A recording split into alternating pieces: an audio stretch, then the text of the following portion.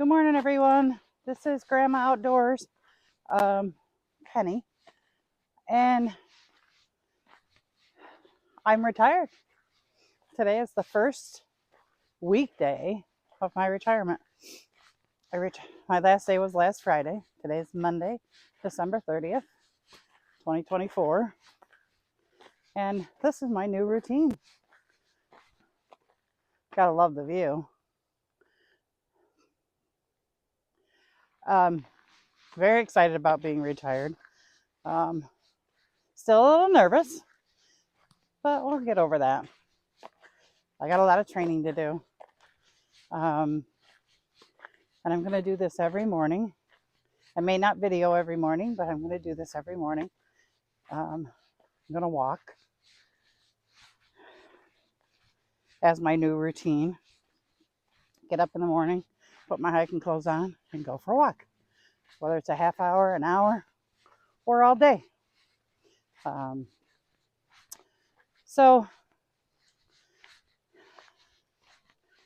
with that, I thought I'd come on and say a few things about what I've been thinking. And one of the things I've been thinking about is being able to do the logistics on the trail. So originally, in the beginning of the plan, and I think I said it on one of my videos earlier, that my husband was going to go along with me. He is dropping me off. We are going to stay at the lodge, but Amicalola Lodge. But he has decided since that he may not live on the road all the way to Maine. He is going to come home, so he's going to drop me off. And I think he might meet me at Mountain Crossings, and then he'll go from there and come back to New York. So that got me thinking that I'm going to have to do a little more of the logistics myself on trail rather than just calling him. So I am a little nervous about that because I haven't practiced that in light of thinking he was coming along. I didn't really feel the need to practice that. But I think in all the research I've done, there's a lot of people out there that'll be there to help. You can hear I don't know if you can hear it, but when the wind blows, you can hear the rain coming off the trees. What a beautiful morning. It is chilly. Not as cold as some December 30th in my past here in this little town. I think it's about 45 degrees. And it's 8:30 in the morning,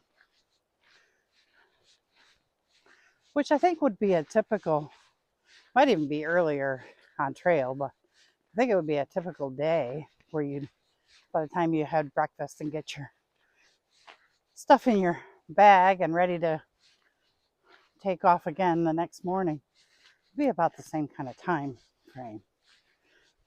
So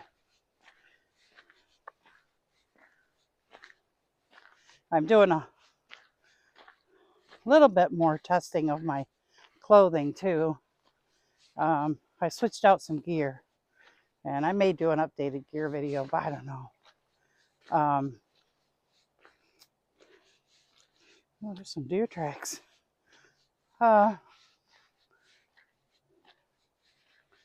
So I have the Bailiff pants. They're very thin. And I'm trying to decide whether I want to use them or not. I love the way they feel. I love the comfortability. But I also like the leggings. There we go. So I was talking about the leggings, and I think I really I'm going to turn around. You can see what I'm wearing. Let's see here. So I'm wearing the hat, a buff, my lighthearted gear shirt. I don't know if you can really see, but I do have the leggings on and my topos. And what I was saying is that the bailiff I have, I think they're comfortable, they're light, but I guess I have a fear of being cold. So I really want to make sure that I take the right clothing. And I've walked in these leggings before, and they do warm up. My legs do warm up quite quickly when I'm walking, but they're not windproof. So when it gets windy, I can feel it, which kind of worries me a little bit. So number one fear was the logistics. The next one is being cold. And I can tolerate being cold for the most part. As long as I can move my fingers, as long as I can walk, have a seat. I guess I can tolerate the cold. But it's nice to have the right gear too. And I'm not really sure. I mean, I suppose it won't make too much difference. I take what I like and I can always send it back and trade it out. There's plenty of Walmarts and Amazon. I can have something shipped to me or have my husband bring it to me.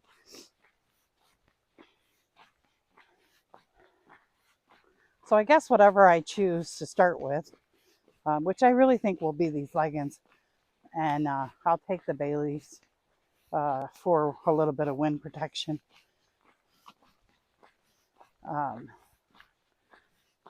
But it's tough finding light winter, light cold weather gear. I say winter, but you know what? It's really not going to be winter. It's going to be more spring with winter-like intervals in the mountains. But still, you want to be warm. So there's two fears, being cold and the logistics.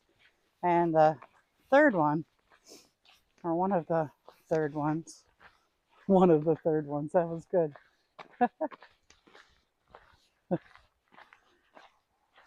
One of the other one is, and I'm not going to have to worry about this for a while, I don't think, but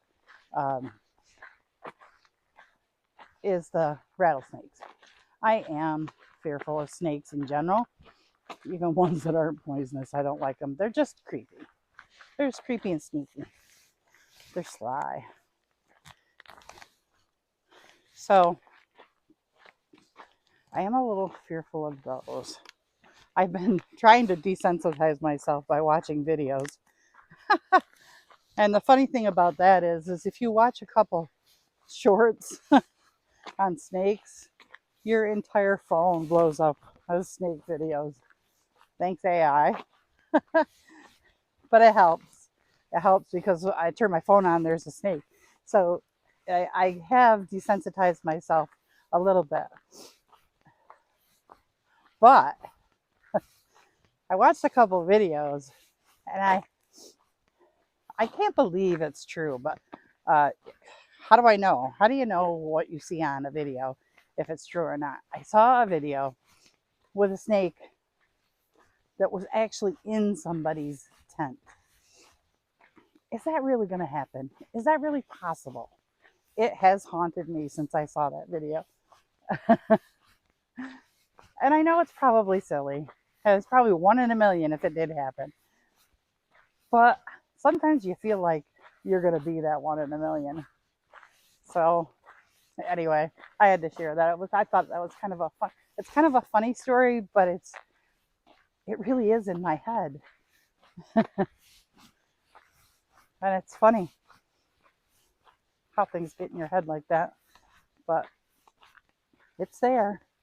Even if it's not in your tent and all of a sudden he's curled up outside your tent, and you unzip your zipper. I guess it's no different than if it was a bear, but at least the bear, I don't know, the bear probably isn't going to sleep outside your tent. He's going to be sniffing outside your tent. You're going to hear him. You're not going to hear a coiled up snake until you go to unzip it and all of a sudden you hear a rattle. So anyway, there's some real fear there. I'm sure I will get over it.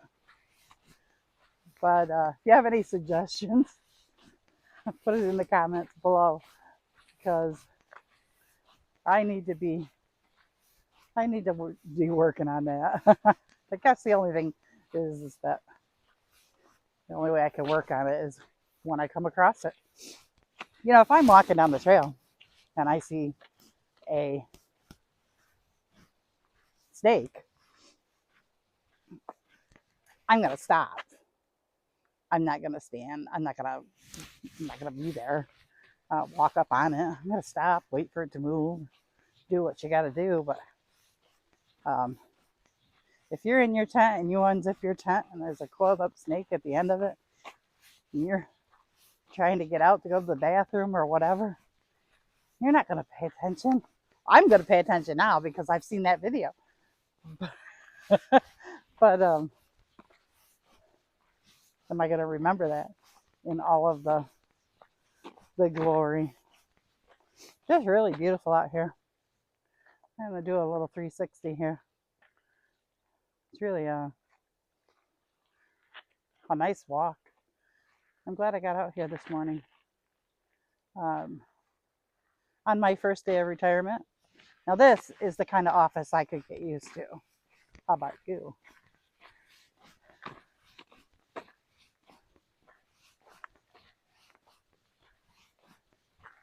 So there's 3 fears that I went through. The logistics, the snake,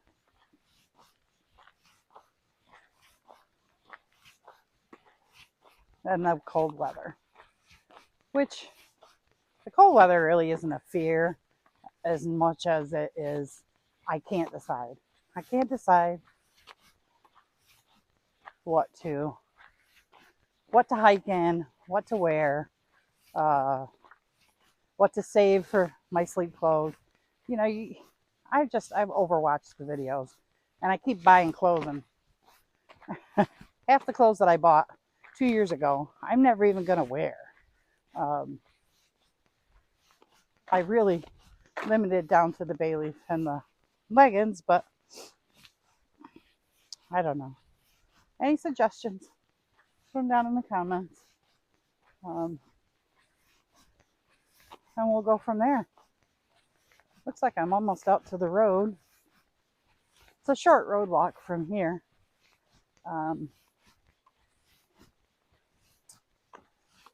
Yeah. So that's it, guys. I'm going to walk the rest of the way home, and we'll see you in the next one. Remember, like and subscribe. Turn on those notifications, you'll know. Really happy with all of my viewers. I'm up to 80 subscribers and 50 watch time hours. So you guys are liking some of my content. That's awesome. And I hope to see you soon. Bye.